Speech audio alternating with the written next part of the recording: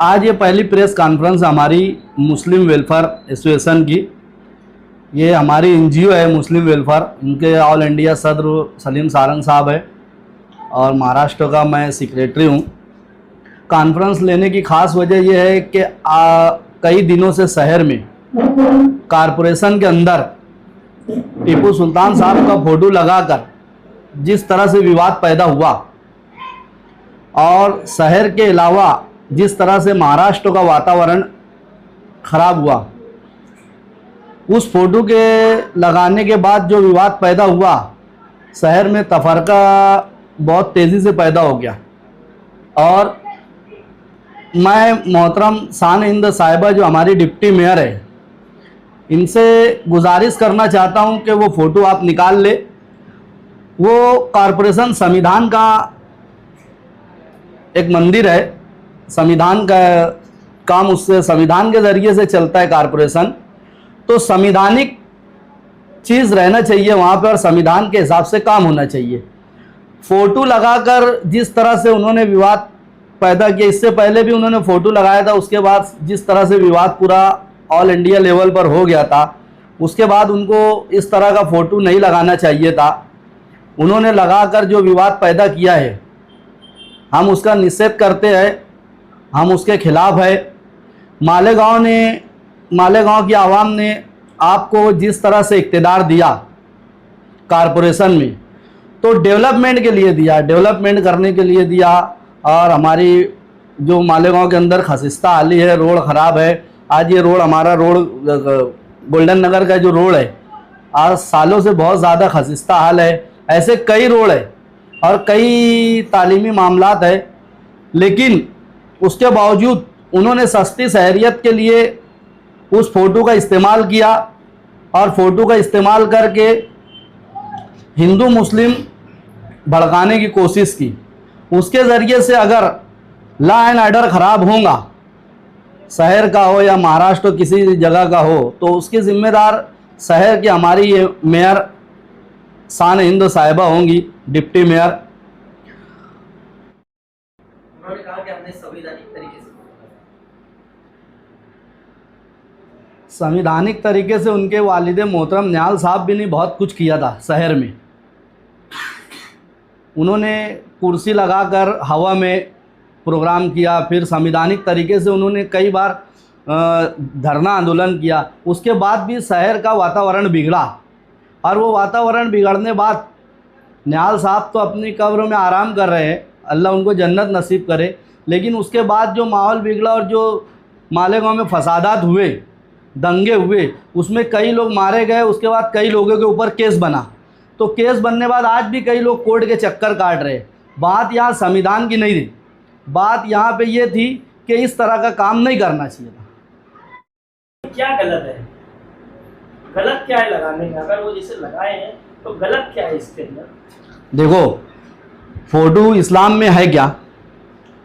Photo कसी इस्लाम में है क्या? या फ़ोटो लगाना इस्लाम में जायज़ है क्या? ये सियासी ऑफिस है, इस्लामिक सियासी ऑफिस है तो उनको नहीं लगाना चाहिए था। फ़ोटो से जब पता है उनको कि उससे विवाद पैदा हो रहा है, शहर का लॉ एंड ऑर्डर ख़राब हो रहा है, तो वो लगाना ज़रूरी नहीं है। आप मुस्लिम वेलफेयर एसोसिएशन की तरफ से अभी बात कर रहे हैं, लेकिन आपके पास बीजेपी का भी एक पद है जी। क्या ये बयान हम ये समझे कि बीजेपी की जानिब से आपको कहा गया कि आप दो और आप दे, ऐसी बात तो नहीं? ये प्रेस कॉन्फ्रेंस मुस्लिम वेलफेयर की एनजीओ के मातहत है, तो ये हम एनजीओ के मातहत ये बयान दे रहे हैं। एमआईएम के जो माजी खासदार हैं इम्तियाज जलील जी, उन्होंने भी शान-ए-हिंद को समर्थन दिया कि नहीं, वो उन्होंने जो किया वो सही है और किसी की हिम्मत नहीं है कि वो वहाँ से टीपू सुल्तान की तस्वीर निकालें। इस पर आप क्या कहेंगे? एमआईएम हो, इस्लाम पार्टी हो, या तो ये शान-ए-हिंद साहिबा जो डिप्टी मेयर है, इनका काम ही है देश के अंदर पोलराइजेशन पैदा करना और वो विवादित बयान देते ही रहते हैं। क्या बीजेपी विवादित बयान नहीं देती? ये एक एनजीओ की प्रेस कॉन्फ्रेंस है मुस्लिम वेलफेयर की। बीजेपी के ताल्लुक से हम जब बीजेपी की रहेंगे तब बात करेंगे। ये जो आप इसीलिए सवाल किया जा रहा है कि बीजेपी की तरफ से भी विवादित बयान दिए जाते हैं, तो इसको आप किस तरह देखते हैं? देखो, बीजेपी का जो मामला है वो हमारी सियासी पार्टी है। जब भी उसकी प्रेस कॉन्फ्रेंस आएंगी उसका जवाब हम देंगे। जवाब तो इसी में, क्योंकि हम ये मुस्लिम वेलफेयर की तरफ से बयान है, तो हम बीजेपी जो बयान देती है उसके बारे में बोले। जैसे आपने बताया कि इस्लाम पार्टी हो और शान हिंद हो या MIM हो, ये लोग विवादित बयान देते हैं, तो अक्सर बीजेपी की तरफ से भी ऐसे बयान आते हैं जिसकी वजह से विवाद पैदा हो, उसको कैसे देखते हैं आप? एक्चुअली बात यह है कि अभी जो शुरुआत की है उन्होंने शान हिंद साहिबा ने की है फोटो लगाकर, वो अगर नहीं करते तो ये विवाद पैदा नहीं होता। उनका ये भी कहना आ रहा है कि हिंदू संगठन के लोग हो या बीजेपी के लोग हो, शिवसेना के लोग हो, डिपार्टमेंट के लोगों को लेटर भी दिया है कि यार वो एडिशनल साहब से मुलाकात की है कि वो फोटो हटा लिए जाए, तो उनको क्यों नहीं बोला जाता है कारपोरेशन की तरफ से या डिपार्टमेंट की तरफ से कि वो फोटो निकाल लिया जाए, गलत है, ऐसा क्यों नहीं कहा जा रहा है? ये कह रहे हैं हमको अगर बोला जाए कि उसमें से कौन सी फोटो निकालना है तो वो हम हटा देंगे। देखो, बात ऐसी है कि वो फोटो लगाने से विवाद पैदा हो रहा है, वो ना संविधान की अपन बात कर रहे ना वो दूसरी कोई बात कर रहे। जो चीज़ों से विवाद पैदा हो रहा है उसको हटा लेना चाहिए।